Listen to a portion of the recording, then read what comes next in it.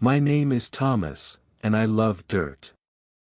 Not the kind you sweep off the floor, but the rich, dark earth that smells like rain and secrets. I've been a gardener in the small village of Willowbrook for as long as I can remember. Every morning, I wake up when the sky is still pink, pull on my old boots, and walk to the community garden behind the church. The garden is my favorite place. It's where I feel most alive. Rows of tomatoes, carrots, and sunflowers stretch across the land. Bees hum lazily, and birds sing in the oak trees that surround us. I know every plant here like they're my friends. When Mrs. Baker's roses wilt, I know it's because she forgets to water them. When Mr. Lee's lettuce turns yellow, I tell him it needs more sunlight. But my pride and joy are the sunflowers. They grow taller than the church fence, their golden faces always turned toward the sun. Children from the village come to stare up at them, laughing as they try to guess which one is the tallest. I plant a new row every spring, and by August, they're giants. One chilly March morning, I noticed something strange. The soil in the sunflower patch felt wrong. It was clumpy and dry, not soft and moist like it should be. I knelt down, pressing my palm into the earth. "What's wrong with you?" I whispered. A few feet away, a single sunflower seedling had sprouted early, its tiny green leaves trembling in the wind. It looked weak, like it might snap at any moment. I frowned. This wasn't normal. The other plants seemed fine, but the sunflower patch felt empty. Like the soil had given up. The next week, things got worse. More seedlings sprouted, but they were thin and pale, as if the life had been drained from them. Even the weeds looked sickly. I tried everything, adding compost, watering extra, singing old nursery rhymes. My grandmother swore plants loved music. Nothing worked. One afternoon, Mrs. Baker found me kneeling in the dirt, my hands covered in mud. "Thomas, what's wrong?" she asked, her voice soft. "The sunflowers," I said, shaking my head. "They're not growing. I don't know why." She crouched beside me, her floral dress brushing the soil. "Have you checked for pests? Sometimes beetles lay eggs in the roots." I nodded. I looked. No beetles, no aphids. Just dead soil.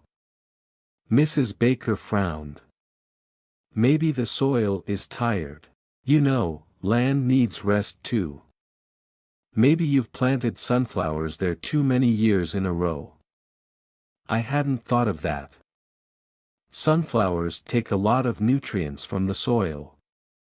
If I kept planting them in the same spot, the earth might be exhausted. But where else could I plant them?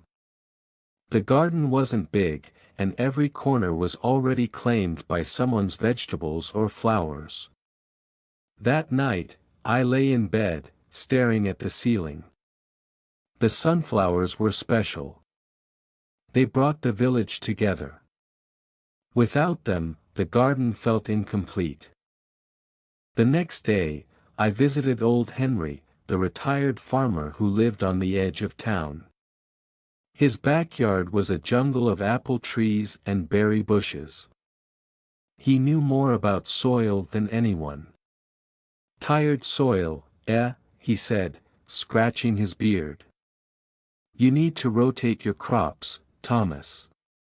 Let the land heal. Plant something else there for a season, beans, maybe. They'll put nitrogen back into the earth."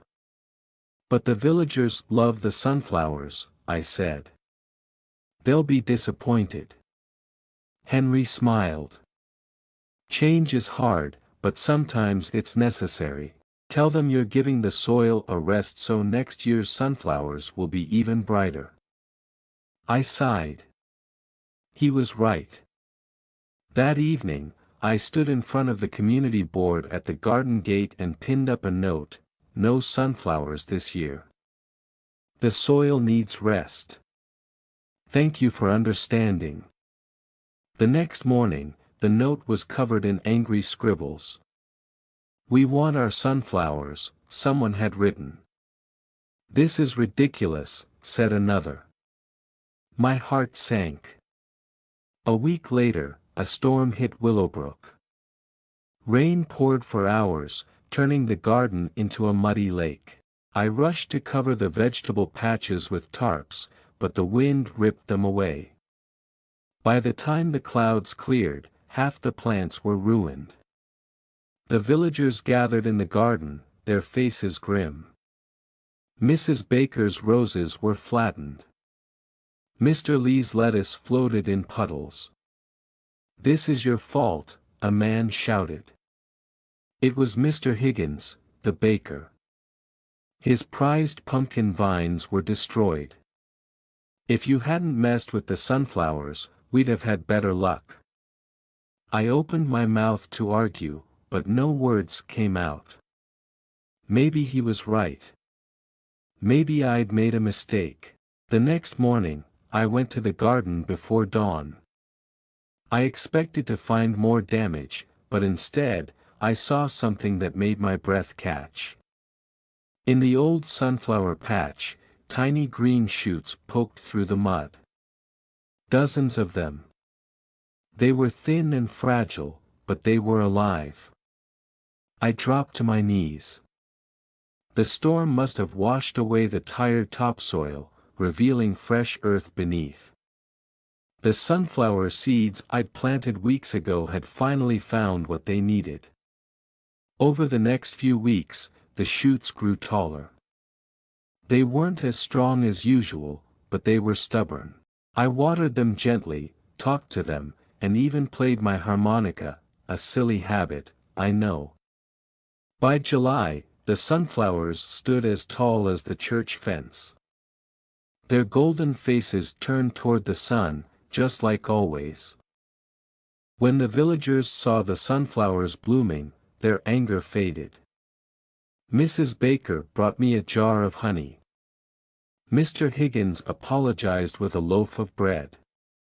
"We should celebrate," said old Henry. "A sunflower festival. Music, food, games, it'll cheer everyone up." The idea spread like wildfire. The villagers decorated the garden with lanterns and ribbons. Children hung paper butterflies from the sunflowers.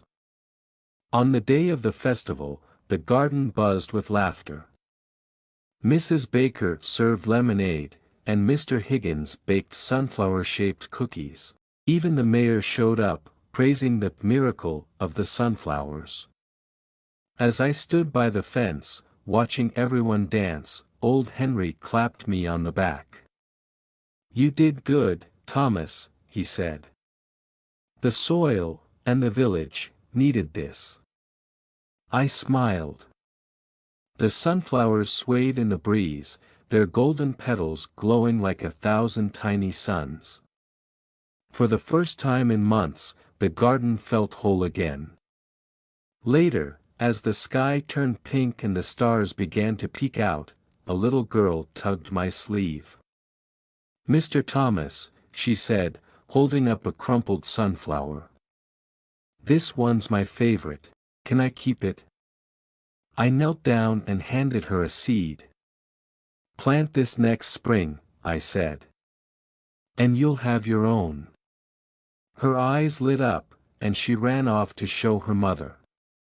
That night, as I walked home, I thought about the sunflowers.